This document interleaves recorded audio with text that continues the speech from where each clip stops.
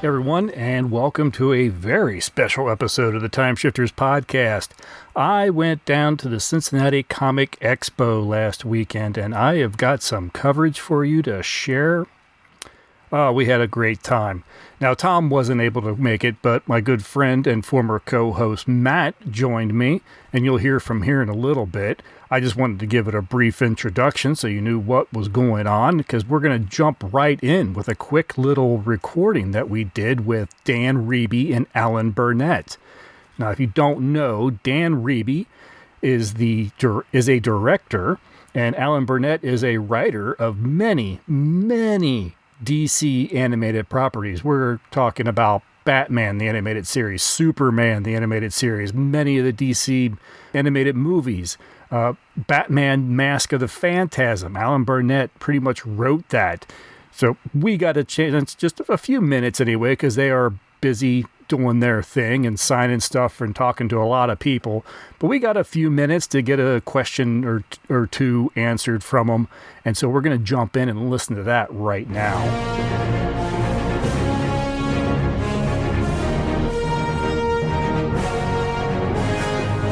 Want to go and introduce yourselves so people recognize the voice? Dan Reba.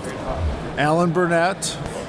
So my question was, because you were talking about how you look back at certain episodes and some of like the best of episodes are the ones that people remember, but then there's episodes that you look at as the person who worked on it that there's you can only kind of see like the mistakes and where you feel you could have improved. And my question was like, do you feel those improvements just kind of come over time, or is that more of just a production thing for certain episodes? It is a little both. Yeah. But you learn from the mistakes, Yeah. and you learn from successes and how to repeat them and how to make they animate this stuff better. The simplification of design, the streamlining of the design makes it easier to animate, makes it better for stuff to like be consistent. That was the biggest problem. Was the original show was fantastic. It was great when it was great. It was the best there was. But when it was heartbreaking when it was when they didn't follow up and they weren't consistent. And so the episodes were kind of ruined by mediocre animation. I forget the question. So the question being, in my opinion, when an artist looks back at their work, they tend to focus on what they wish they could have improved rather than looking at like Sure, the overall success. There's not a script that I've written where I wouldn't want to go back and tweak it a little bit more, But in television, when you're in television, of course, you only got so much time, Right. Because you're on a conveyor belt, really. You get a script done, you put it in, it goes in production, and then you put the next one in. And if you start taking too much time, it affects everybody else down that conveyor belt. It affects the schedule. So you have to be aware of that all the time. So. No, it's not. So I mean, it's. I didn't know you worked with. It's. Javier. It's good to have writers who are really good and who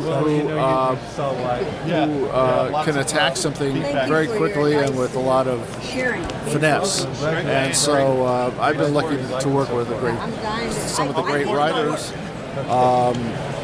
in action adventure. And but there's not a script that when I think about it, that line, I wish I had done this instead of that, when you look back at it. And then sometimes you look back at something you haven't seen in a long, long time, and you're going, hey, that's pretty good. There's nothing to be changed there. But that's the way the writers are. So, anyways. Excellent. George, Thank you so much. Thank you for talking with us. It's been so much fun. What is this for? It's for the Time Shifters podcast. Okay, fine. We're a movie and television review and discussion podcast, so we've definitely brought up Batman and Superman and all the different DC animated films in the past, so it's really a pleasure to get a chance to talk to you. Well, very good. Yeah, he and I did a whole episode dedicated to Mask of the Phantasm several years back. It's a movie I always come back to. Anytime people start discussing Batman movies, I'm that person that jumps in and goes, Mask of the Phantasm. Well, we had a good time with that. And we were able to do stuff that we hadn't done in the series. We were able to tell Bruce Wayne's story. Yeah. And that was nice. So What I appreciate about it is it's in its own way, it's an origin, but it's not that classic origin story. It's telling this different time of his becoming Batman that I don't think really gets looked at, which is like just before the first night. yeah, And I thought that was excellent. well, thank you. We had a good time, as I say, doing it. So. Thank you. Okay. Thanks again. All right. Thank you for talking with us. Thank you.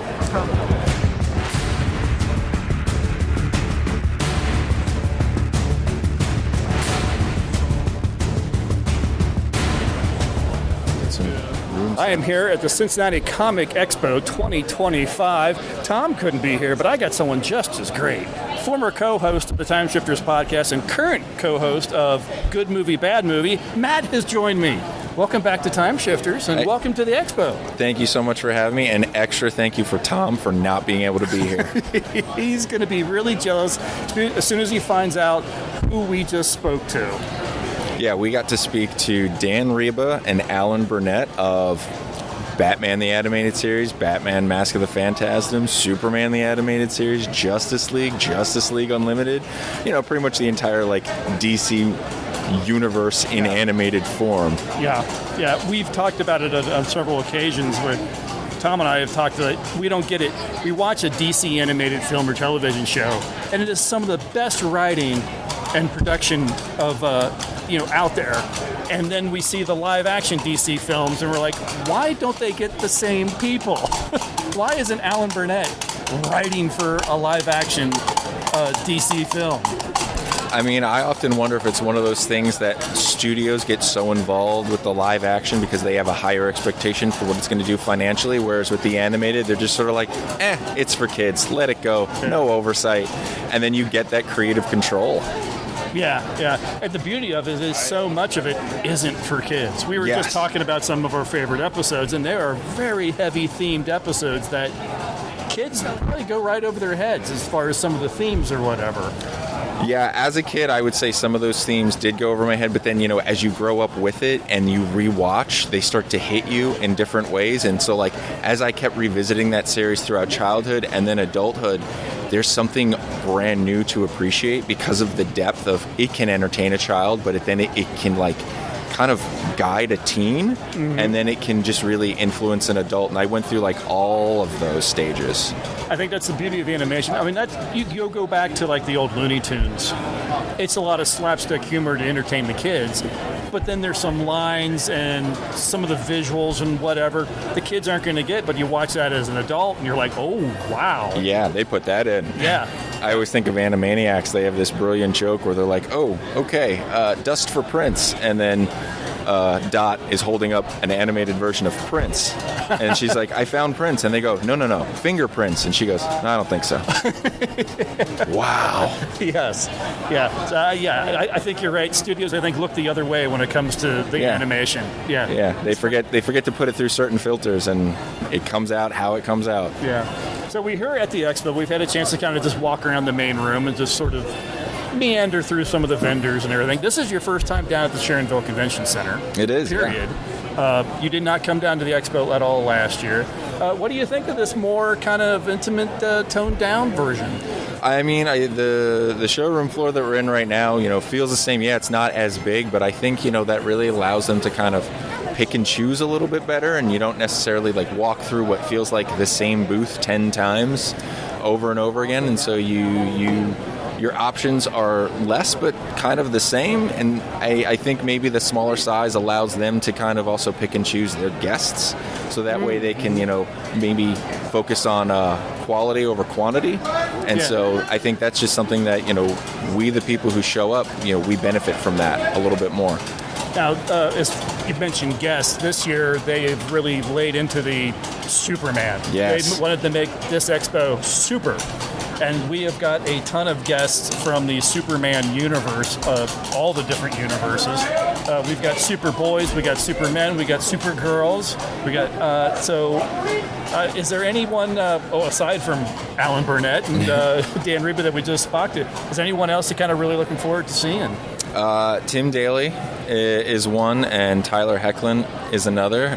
Both of those were kind of very influential Supermen for different times. Tim Daly when I was a kid, because he was the first in the animated Superman. And then Tyler Hoechlin, with his role of Superman first on Supergirl and then in his own series, Superman and Lois, kind of reinvigorated me for all things Superman as an adult. Because, before that, it was like Superman was very dark, dour, serious in all the wrong ways, I felt. And then his show comes along, and it's a lot, there's still a seriousness to it, but there's a lightness to his character.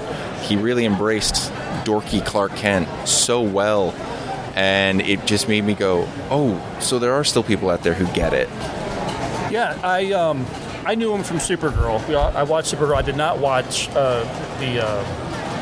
Superman and Lois. So, but I really liked him as Superman in Supergirl. You're right. He just had this nice, kind of easygoing way about him. Yes, he knew when things got serious, he was Superman. Yeah. But he didn't walk through his entire life taking everything seriously. Right, and they allow those moments to happen, since Superman and Lois is a show about two parents raising their teenage kids. And so, there are those moments that's very teen drama, and you're just sort of like, oh, these kids are annoying because, what they're going through isn't that big a deal. But, that's how it feels for a teenager. So as an adult, you're just kind of like rolling your eyes and groaning and going, can we get back to, the adult side of the storyline? But at the same time, I appreciate that they allow those moments to happen, and they allow Lois and Clark to look at each other and be like, how do we explain this to our teenage children that, yes, that is a big deal? And so it has those moments, but then it also just has things like, hey, we're trying to figure out as a family what color to paint this room. And then they start to debate, and there's a scene where Clark is like, I really like the Huntsman's tribute. And one of them goes, Dad, I think that's just code for deer poop. And he's like, what? And then Lois says something like, says to her son, don't be gross. And then she looks at Clark, but he's right. And then he just hangs his head down. And I'm like, to write and film a scene like that in a Superman show, it's just like, thank you for doing that. Thank you for showing the human side. Yes, he is Superman, but yes, he is human. Yeah. Pardon the phrasing, I guess. Now, we are going to go, and it's almost time to head down for the first panel where we're going to see Tim Daly, and also George Newbern. Yes. I'm not familiar with that name, as far as he, again, voiced Superman in either Justice League and the animated series, but I'm not familiar with him. Yeah, he took over because Tim Daly wasn't available when they started Justice League. He also has done the voice in a handful of, I think, animated movies. I know he did the voice of Superman in the Injustice video game. So they both have major contributions to the character. They both have big scenes that they've each done that are famous. I lean a little bit more towards Tim Daly. I just like the sound of his voice a little bit more. I think he kind of has a better range of emotion, whereas I think George Newbern's character is very good. He's excellent. But there's a little bit of a flatness to his Superman that I'm just sort of like, I would love to know what Tim Daly would have done with that line. Interesting. I like both. I need to go back and actually kind of do a little compare and contrast, because I've probably heard them both, and it hadn't clicked that it was different or something. Yeah. So I'm curious to actually hear them talk in this panel and hear what they have to say, and maybe that kind of stuff will come up. But as I said, it is about time that we head down, get in line, and see if we can't get some decent seats. So we'll do that now. Great. And headed to the Q&As we did. First up was George Newbern and Tim Daly. These are the voices of Superman in Superman the Animated Series and Justice League. Now, I want to give you just a couple clips just to give you the flavor of what was going on. The first little bit that I'm going to share with you is an answer to the question about them getting the part of Superman. And, I wanted to mention, I was getting some interference on my recorder, and I honestly think it's my fault. I think it may have been my phone. I was holding it a little close to it, and I think that caused some problems. So you may get a little bit of that here and there. I tried to clean it up and avoid it as much as possible, but, hey, it's recording out in the field. These things happen. And, yeah, you'll definitely have to excuse George. As he was telling his story, someone walked in a cosplay with one of those inflatable dinosaur costumes. So that's what you'll hear right at the very end. You need to go first because I'll go first. So I was doing Wings, and the wife of one of our writers and executive producers, a fantastic woman named Arlene Sorkin, came up to me and said, hey, I have a friend who's directing the animated series of Superman. Would you be interested in auditioning? I was like, sure.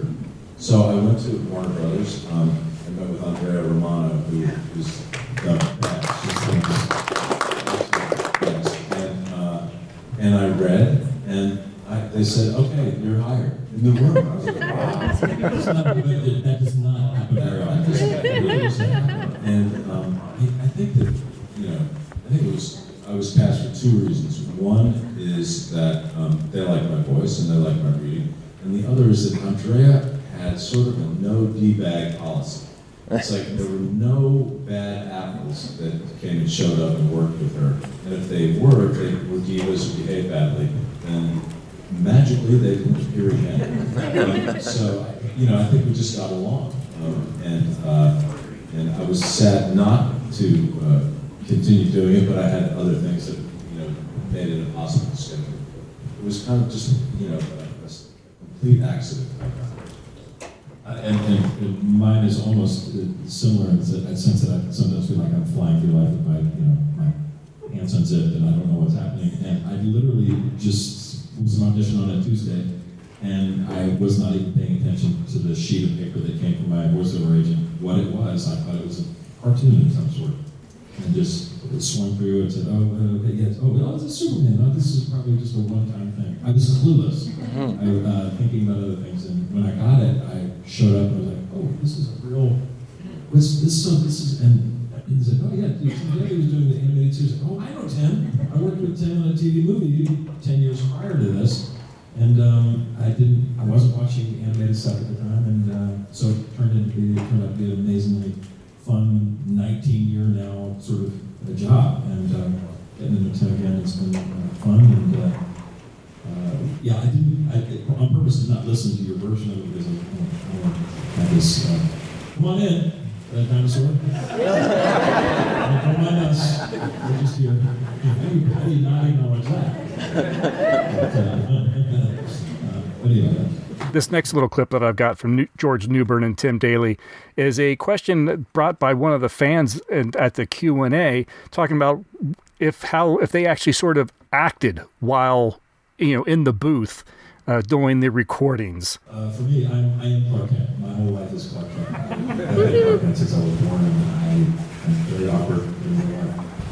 But for me, to be Superman, I usually just think of my brother, who's an orthopedic surgeon and a Boy Scout and all that stuff. And I think about Gordon. Gordon could pack the car, with 4 kids. My parents said, Gordon, pack the car. So that's Superman, because I don't possess any of those qualities. So that was how I differentiated. I just said, get out of my Clark Kentness and go to my Robin. Yeah, when I was doing Clark, I didn't get to do as much as I wanted, actually, because I always thought the part was very funny, and I was doing a comedy at the time, after all. But I just thought to try to make him more innocent, because he sort of represents a kind of childish kind of awe about where he is and how he sees the world. And Superman is obviously Superman. When you were doing were you doing stuff with your body or anything? Because I know you're just voicing it, but sometimes would you puff yourself up? Or Actually, I would sometimes, because a lot of times I think as humans and actors, I tend to slouch and stuff, and when you stand up, this isn't like a Superman pose, it's actually good for mental health. You Superman pose with your shoulders back, and it opens up your lungs, and you feel energy, and I would do that sometimes in the studio just to sort of wake up. So the thing is, Superman is always getting clobbered, right, or something. Electrocuted. So Constantly. So a lot of times the only way to get those noises is just and then you have to sort of take it in your body, and that was actually really, really funny when you were doing it with other actors, fight scenes.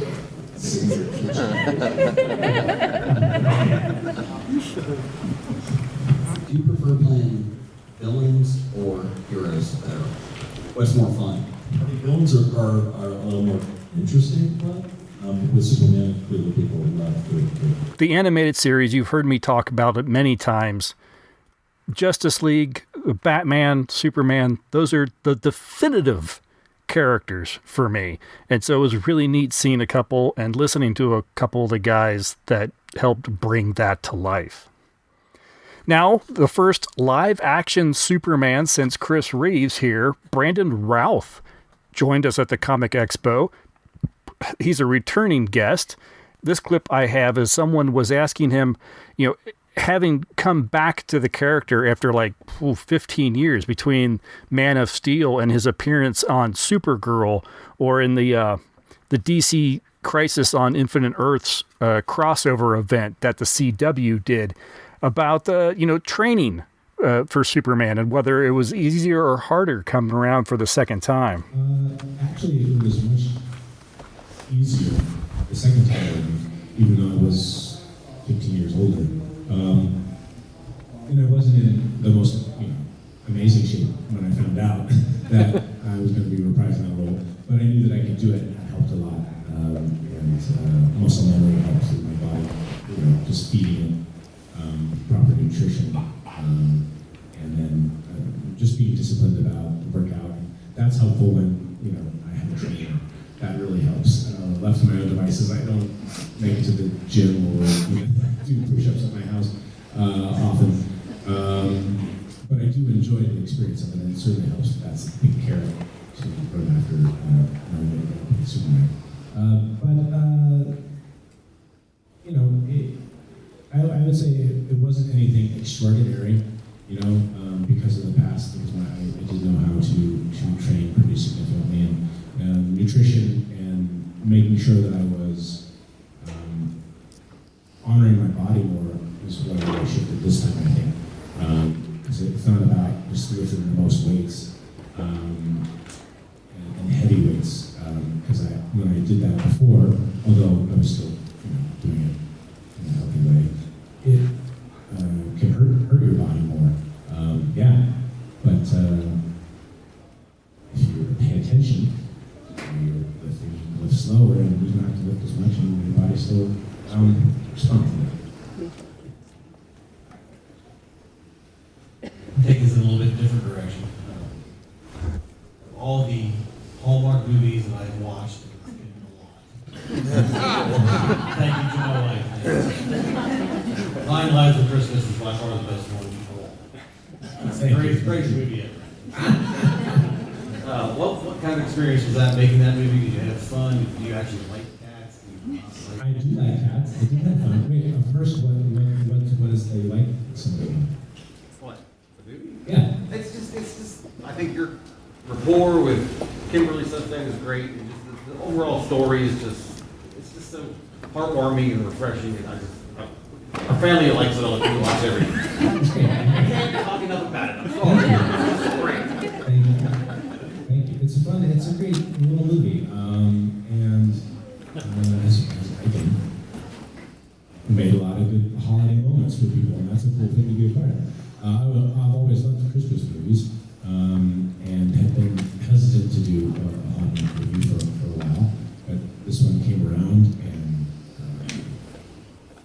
was the right experience and kind of tone, that it wasn't overly romantic. It had a nice little, a lot of comedy, and I wasn't familiar with Kim's work at the time, but could have been cast better to have her alongside. And she's incredibly funny and smart, and that's why it was not a lot of improv, but a lot of just nice genuine moments. Because she came ready to play, and that has a lot to do with it. The cats make it fun too, because you don't know what the cat's going to do in the scene, so automatically my plan goes out the door. Just kind of respond to the cat, and it's kind of fun. And the second one also thanks to your family. This next panel was with Tyler Hoechlin and Bitsy Tulloch. They are the stars of Superman and Lois. They, of course, originated their roles, kind of, on Supergirl, and they got a series all their own. In this clip here, we hear about them talking about how Superman and Lois was more of a family show, and the topics are rather heavy, rather than just your standard superhero fare. And if you haven't watched the series, there are some spoilers here. Yeah, I think doing something other than like an origin story, which we've seen a couple different times, I think that was always part of the draw, was that it was going to be a family show that happened to be about Superman and Lois Lane, but that it was going to be a family first kind of show. So yeah, I think for both of us and for Todd, our showrunner, that was always a big piece of why we were excited about it. Yeah, we had met with him and he pitched it to us as Friday Night Lights, This Is Us, but so really grounded, and he's like, it's really going to be more of a family drama with elements of superhero, but you know, one consistent comment I get from people is that it's really a family drama that really need, and I think the writing really reflected that, and that just how relatable it was. I mean, I've had a lot of people come up to me and talk about the miscarriage storyline, the breast cancer storyline, and I think it was bold of them to go there on a superhero show, but at the end of the day, it was really a family drama. How difficult was those scenes, and when you got the story of breast cancer and miscarriage, how difficult was that? It was more, I've had a lot of friends who've had fertility struggles that I've watched them go through, and so I remember when I was shooting the therapy scene, that I was thinking about all my girlfriends who have had so many fertility issues, and I know it's very common, and people should talk about it more than they do, and I remember that day being like, I'm doing this for them. And I got really emotional just thinking about everything they had been through. I had asked to make it, because I've had two friends who've lost babies during labor, so stillborn, which was really intense. And so when I first got the storyline, it was just that Lois had had a miscarriage, and then I talked to Todd and I said, can we make it a late-term miscarriage where the baby girl would have been potentially viable? And when you see the photos of her with, the twins, you can see the pregnancy, and they were like, sure.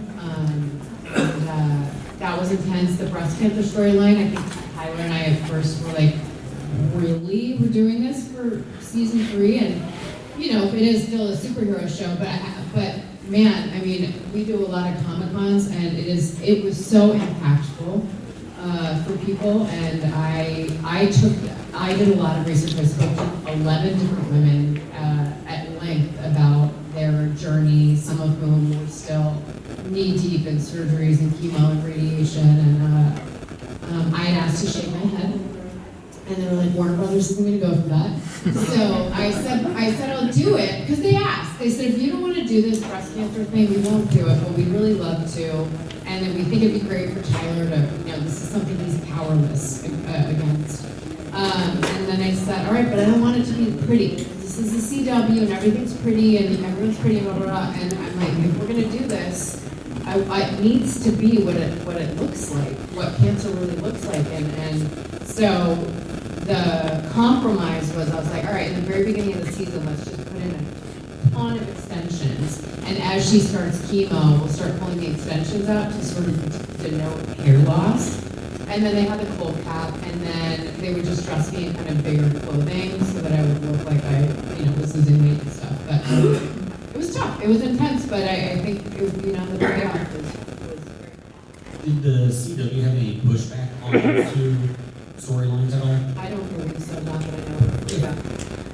She touched on it with Superman being powerless on it. Is there anything you did to prepare for that? Because Clark Kent, Superman can't do anything with cancer. He can do everything else, but he can't do that.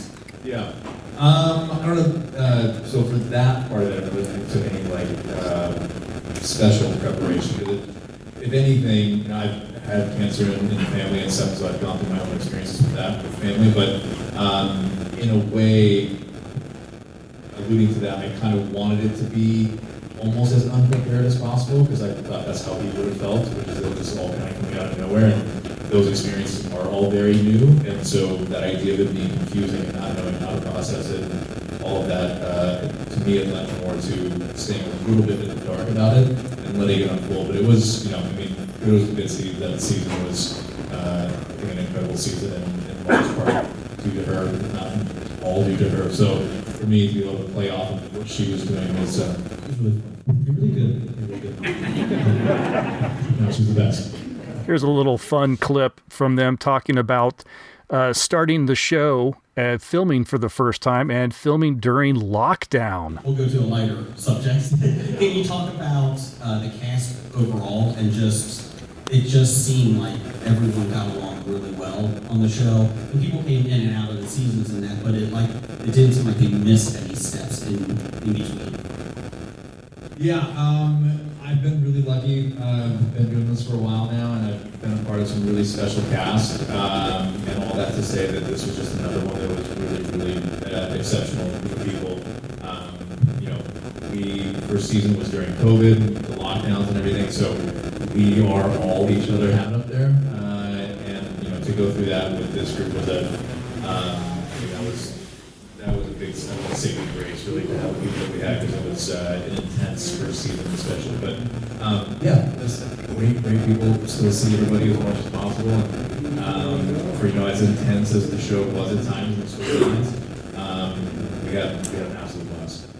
Yeah, I was just going to say how, the difficulty of, we were originally supposed to start shooting this series in March of 2020. Obviously that didn't happen. The entire world shut down. So we started in October 2020, but it was so strict. We had to get the nose swabs with a nurse 3 times a week at that point. Oh, no, every day. Oh, it was every day? Oh, yeah, first 2. Like the PCR, and we'd have to go to the nurse, and then you'd have to have the mask on, so you have to imagine every time we take the mask off, there's a mark on our face, so then makeup has to come in and redo our face every single time. So by the end of the day, I'm like, I could do like an 8-string makeup on my face. And then there was just some stuff that we were like, this is a little silly.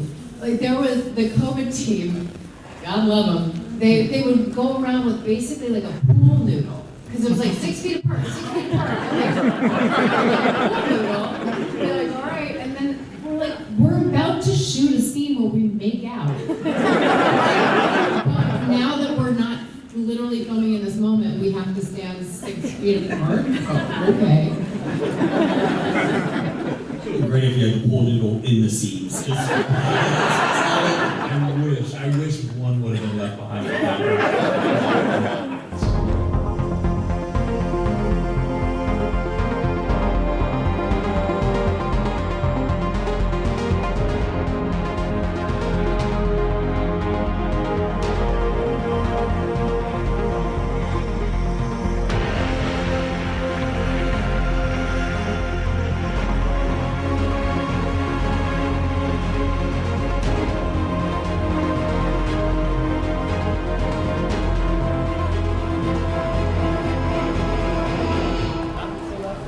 We just finished a 3-hour marathon of Q&A panels, but a lot of fun and some informative panels. I thought they were great. We started out with the Tim Daly and George Newbern panel.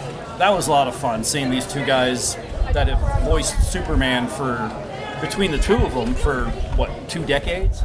Probably 3, at this point, because both of them have come back to the character on and off. So George Newbern came back for a couple of animated movies, as did Tim Daly. George Newbern came back to Superman in the Injustice video game series, which there were 2 of them. I would say you've got close to 30 years worth of material between them. Yeah, I think it's always fun when you see a voice actor, in your head, when you hear that voice, it's the character that you see, the animated character. And then sometimes it's kind of funny, like, oh, here's a real guy, that's his voice. Yeah. Tim Daly, I think, oh no, that you hear a lot of Clark Kent, Superman in his voice. George Newbern, not as much. I think that's a little bit more of an actor, a voice they puts on for the role. I don't hear it so much when he talks.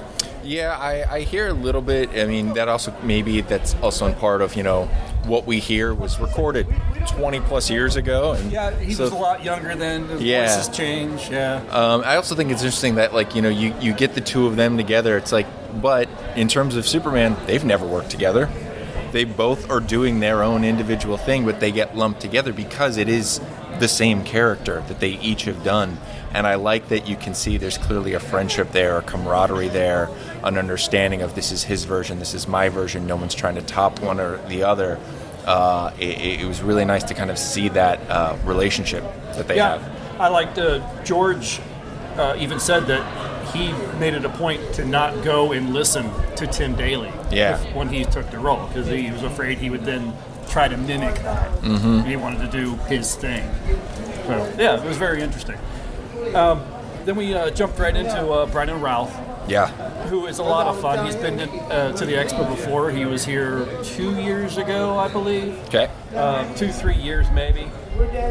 Just a really laid-back, fun guy. We were talking a little bit directly after that, he was and it came up in the panel, he was the one-shot Superman for the longest time, until he got to come back into like the Supergirl when they did the Crisis of Infinite Earths, and he got to put on the suit one more time kind of thing.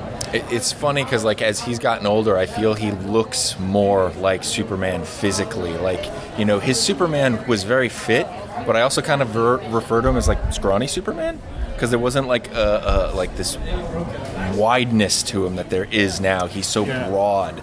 And when he put that suit back on for Crisis, and Tyler Hoechlin, who played Superman at that time as well, they had a scene together.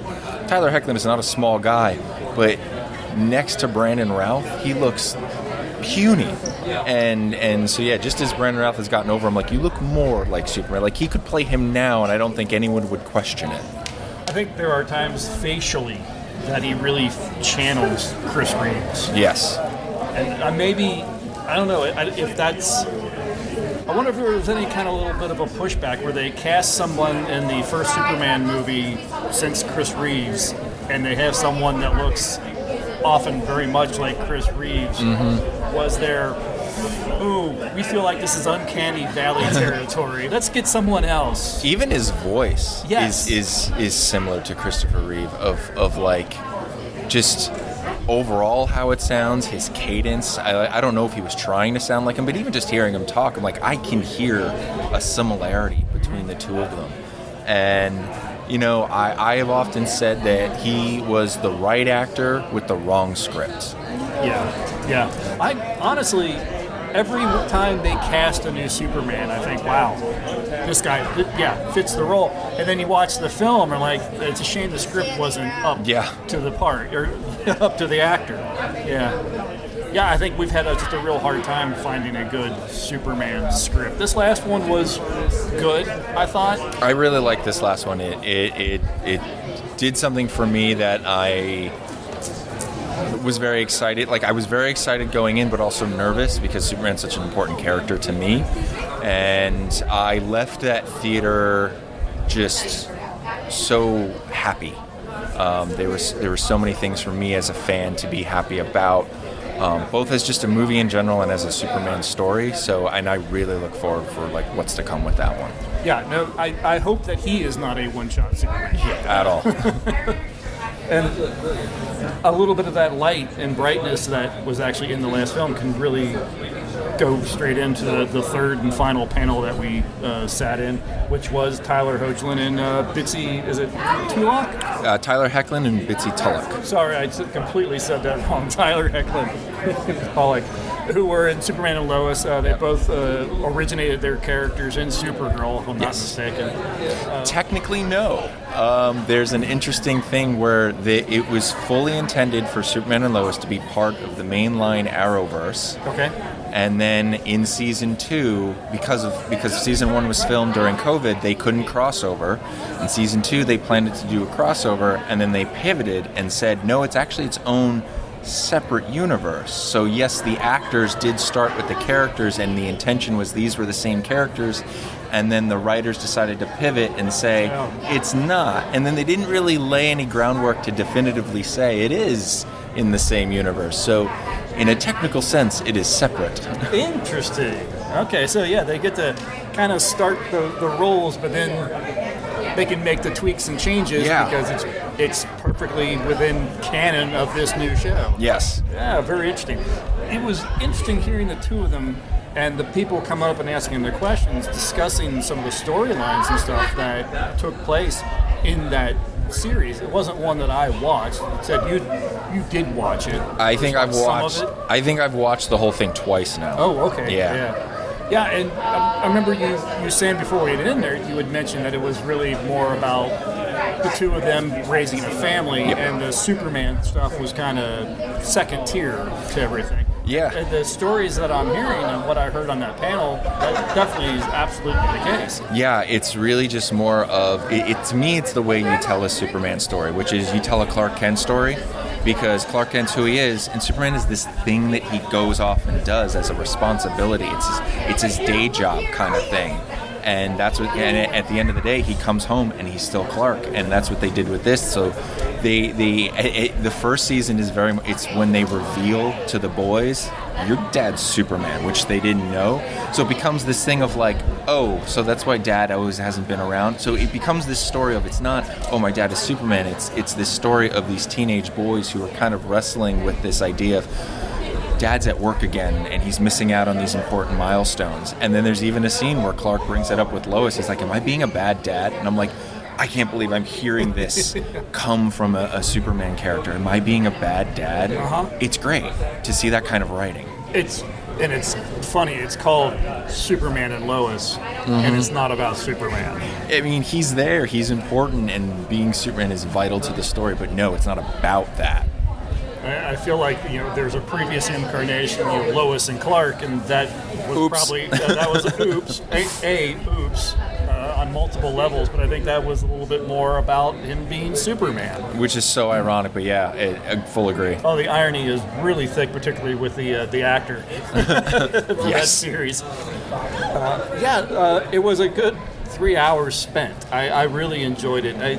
It's always interesting to me when I sit in on a panel where I'm not as familiar with the show, but I'm gonna someone wants to listen to them, and I come away going, wow, that's really, these people are really interesting, and to just hear their passion for the show and how important it was to them, and how important it is to them still to this day when they come to the Expo and hear from people that, hey, this was important, this helped me through this, and I think they are legitimately touched by all of it. Yeah, I agree. I read that as well, and I could see that kind of in their faces and their interactions. Yeah, very interesting. All right, well, we still have a little bit. We're going to go shop.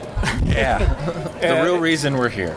Until there's one more panel we want to hit later on with John Rhys Davies and Karen Allen.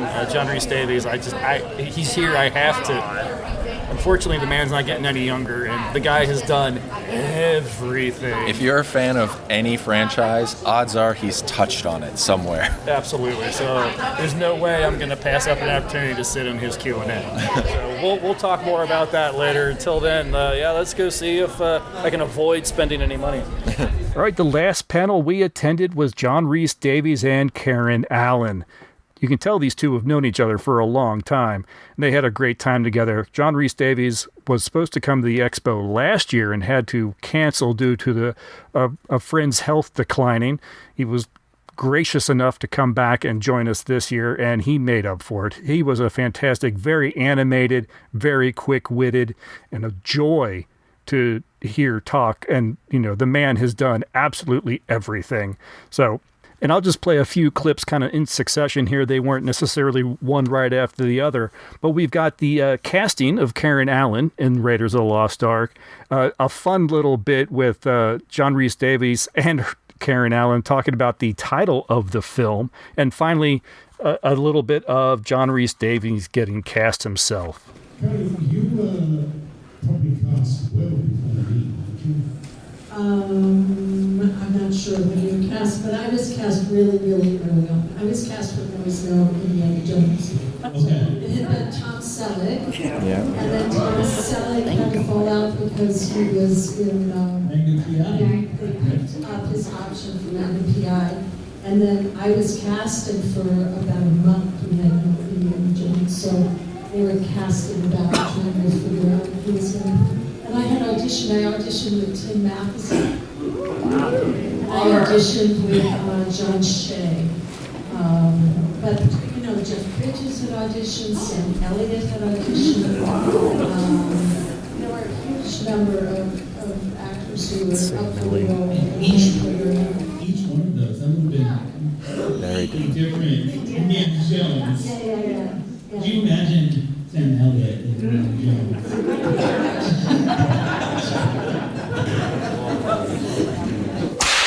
Steven Spielberg, I think the thing I had seen of his most recently was Close Encounters of the Third Kind, which I thought was a brilliant film. And so I was quite keen about the idea. And then I read the script, and it's so funny. When they sent me the script and I read the script, I thought, Rangers of the Lost Ark, what a horrible title. That's really true. I thought surely they won't keep that name. That's just a working title. The theory of it is that when you've got an action picture, you have to have an action word in it. Raiders is an action word. Crusade is another action word. Dial of Destiny clearly is.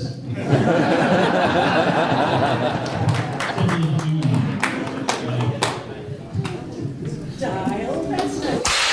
I was working with, I'd done Shogun, and I got an Emmy nomination for that.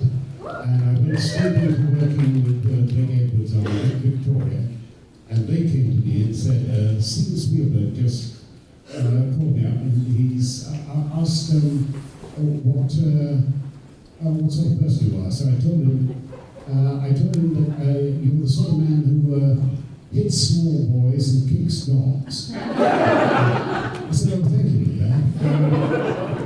And then I got asked to see Stephen, and I read the script. My manager, at that time, Stephen had just failed with 1941. And suddenly every critic, critics just love bringing somebody up, but then they love to be able to take them down as well at the same time. Afterwards. And they were all going, well, of course, the boy wonder has been exposed, he really doesn't have that extra talent that we thought he had. Actually, I thought 1941 was a rather good film.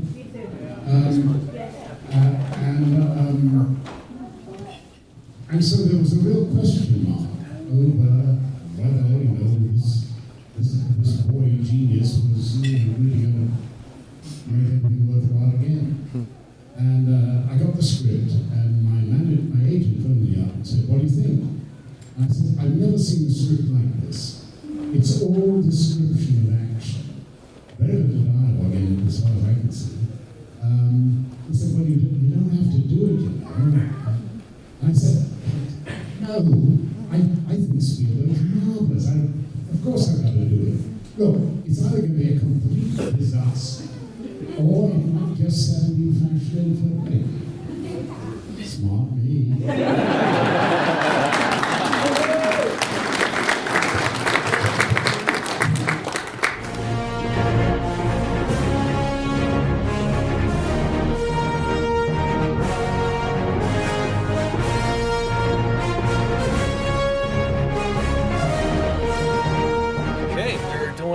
End of the Expo recording. We almost forgot, so we're in the car. It was a little quieter than any of our previous recordings today.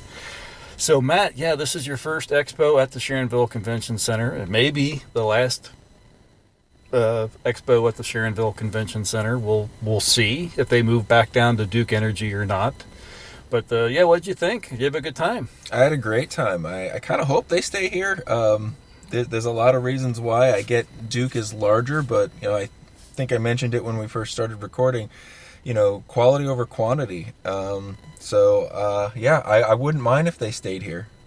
Yeah, I just like the just the feeling. There's the more kind of low key, intimate convention versus the giant expo.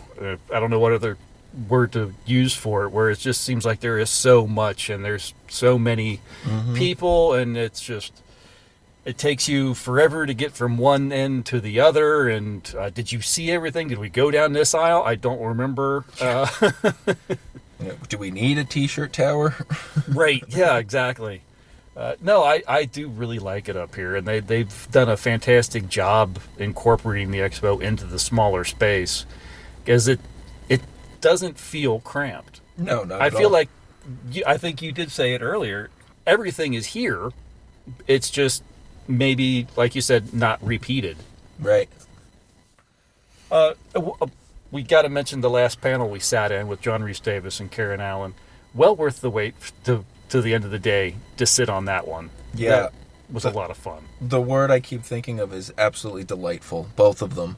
They both told wonderful stories throughout their careers, their lives. You can see how they truly are friends and have been for 40 plus years. And I mean, and even though he said he's soon to turn 82, his mind is as sharp as ever, because people were asking him about these much smaller roles from so long ago, and he would just stand up and he just started reciting lines. He didn't miss a beat, and he was even very physical with this panel. Like, he'd stand up, he'd move around, he was kicking his feet, he'd jump up and down. I hope I'm half as good as that at his age. Yeah, I was thinking the exact same thing, because while waiting to go in, we saw what's his name? Is it Jack O'Halloran? I think I might have his first name wrong. Played the villain Nog or whatever it is from Superman 2. Oh yes, I know who you mean. Yeah. Yeah. And, he's an older gentleman, and he's obviously had some physical issues. He's got to use a walker and everything. And then you see someone like John Rhys Davies, who's still very active, still an older man, but still very active and everything. And it's great to see that, not everybody gets old when they age. Yeah. Yeah, he was brilliant. When the one woman came up and asked some question about him being the mammoth in some animated film that I missed the title of or whatever, but I definitely got the impression that it was pretty old. Mm-hmm. And when he gets up and just starts spouting lines from it, I was like, that's impressive. With no prompting beyond just, hey, can you tell us about this role? And bam, he just cuts into a bunch of lines. Yeah. No, he was, like you said, a delight. And then Karen Allen, I was talking to you as we were coming out, I kind of forget how much she's done. Yeah. I knew her from, Indiana Jones, Raiders of the Lost Ark, and then the one anthology horror film that I'm completely blanking on with the Zulu doll that chases her around the apartment or something like that. And I completely forget about her, Animal House, and I completely forget about her being in Starman. I mean, she's done a lot of work, and I'm like, sorry for not kind of giving you your due, Karen. I feel that sums up her career well, because she did a lot in a pretty short amount of time, and she always does a great work. And I think sometimes people just forget that she is more than Marion Ravenwood. Yeah. No, it was a fun day. I enjoyed myself. Despite my best efforts, I have art prints that I have to now try to find room. They'll just go onto the pile of all my other art prints that I need to hang up. It was so great to meet Dan Reby and Alan Burnett. They were amazing to talk to see and hear some of them from behind the scenes of some of our favorite animated films and television shows. Absolutely. That was really great, and that alone kind of made the day, I think. But yeah, so Matt, thank you for coming out with me. This was an absolute pleasure. I'm glad I didn't have to come down here by myself. The conventions can be fun no matter what. Like, I came down Friday by myself, and I did feel like I was in my happy place. I had a grin from ear to ear, but it's always even more fun to be able to share it with somebody. So, yep. Yeah, thanks again. Thank you for having me. I appreciate it. This is great. All right, that is going to do it for the Cincinnati Comic Expo. I did go back down on Sunday and hung out for a little while, and I sat in on a panel with three of the actors who played the villains in the Chris Reeve Superman films. That would be Sarah Douglas, who played Ursa, and Jack O'Halloran, that played Non in Superman 2. And then we had Mark Pillow, who played Nuclear Man in Superman 4. Unfortunately, remember that interference that I was talking about that I believe was from my phone? that pretty much scrubbed that entire recording, unfortunately. I tried really hard, but the audio just wasn't strong enough. Jack O'Halloran is very soft-spoken, and I would have had to really crank up the volume, and that interference was just not anything I could cut out. They were a lot of fun to listen to. They had some fun stories, and if you get a chance to go and see them at any other conventions, I'd highly recommend it. But I guess that will do it for this year. I'm looking forward to the next Comic Expo. It's always so much fun. If you're anywhere in the tri-state area and you want to come to a really great convention, go to CincinnatiComicExpo.com. A link will be in the show notes. And go ahead and make your plans for next September 25th, 26th, and 27th. If you're into conventions, you're into comics, you're into entertainment, you're into just having a great time and surrounding yourself with a lot of people that all love the same stuff you do, it's an awesome place to be. We'll be back soon with a regular episode. Thanks for listening. Bye.